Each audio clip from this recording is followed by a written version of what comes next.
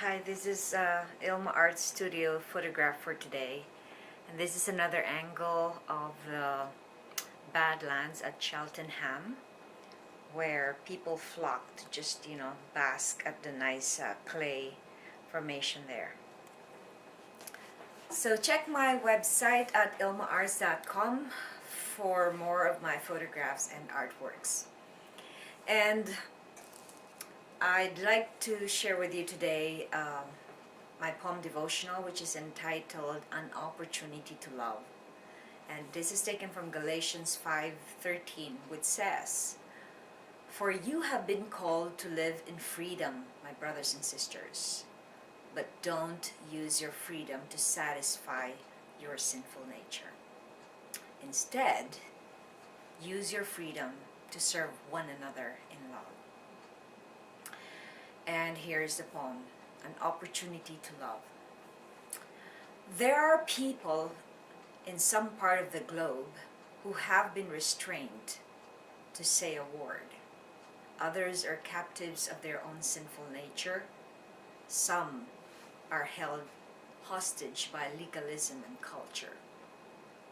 Freedom is an opportunity to serve one another.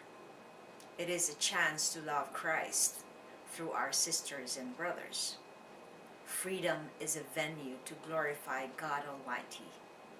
He wants us to enjoy it and have victory. And here is the essay part of the devotional.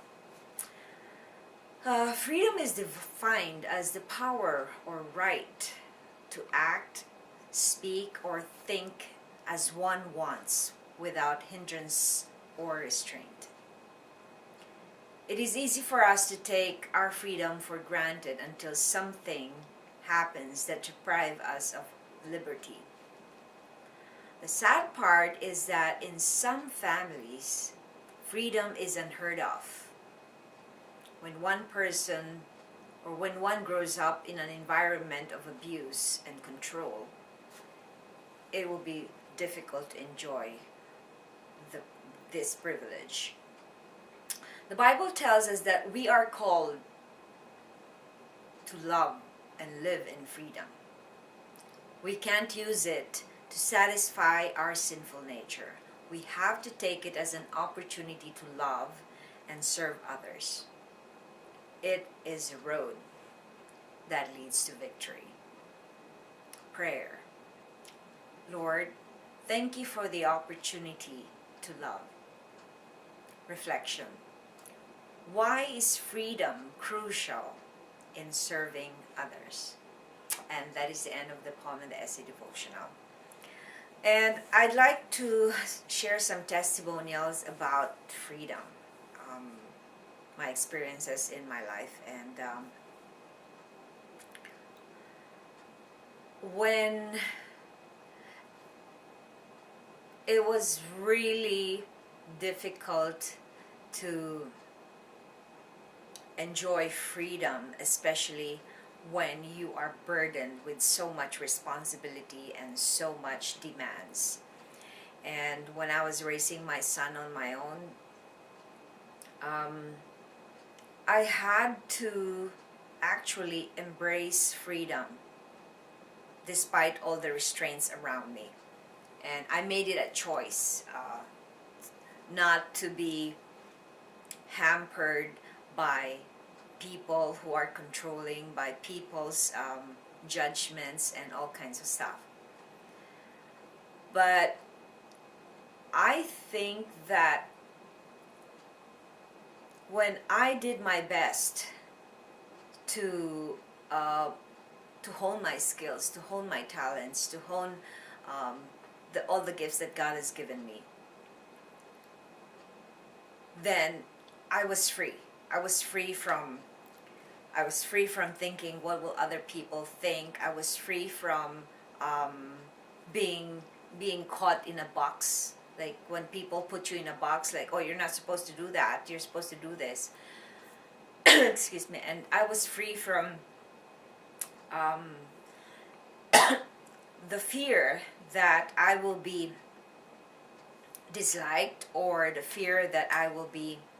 So most of the things that bonded, that made me captive, are all these things that was handed down to me from generation to generation. I think this happens to every family, and as long as there is no awareness, the cycle of all these strongholds and generational sins in the family just go on until somebody puts a stop to it. And I made a conscious effort to put a stop to it, that I will not let my, I have an only son, an only child, and I will not let my child, I can't protect him from experiencing pain, but I will not allow him to be in a place where he will be so restrained, or have no freedom at all. And God has given us this gift, this free will, and he respects us so much that he doesn't even force us to be intimate with him, when in fact he could do that because he created us all. So I think the freedom that is being given to us should be treasured and should be used as an opportunity to serve and to love others.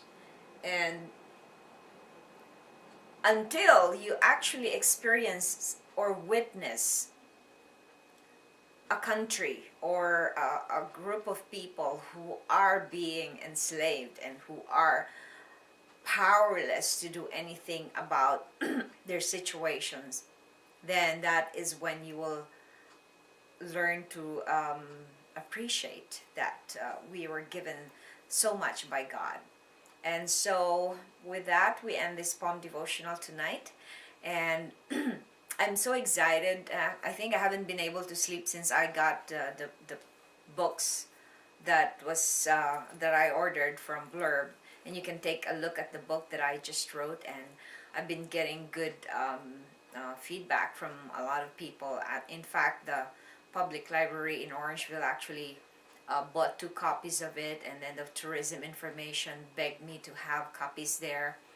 And so I think it's doing well, because I didn't even realize that this is my very first book, and this is the very first book that I'm actually publishing a lot of my photographs and a lot of my artwork. So at the same time, I'm, I love taking nature photography, so there are about 88,000 photographs that I chose from, and I had to only use 300 of the photographs.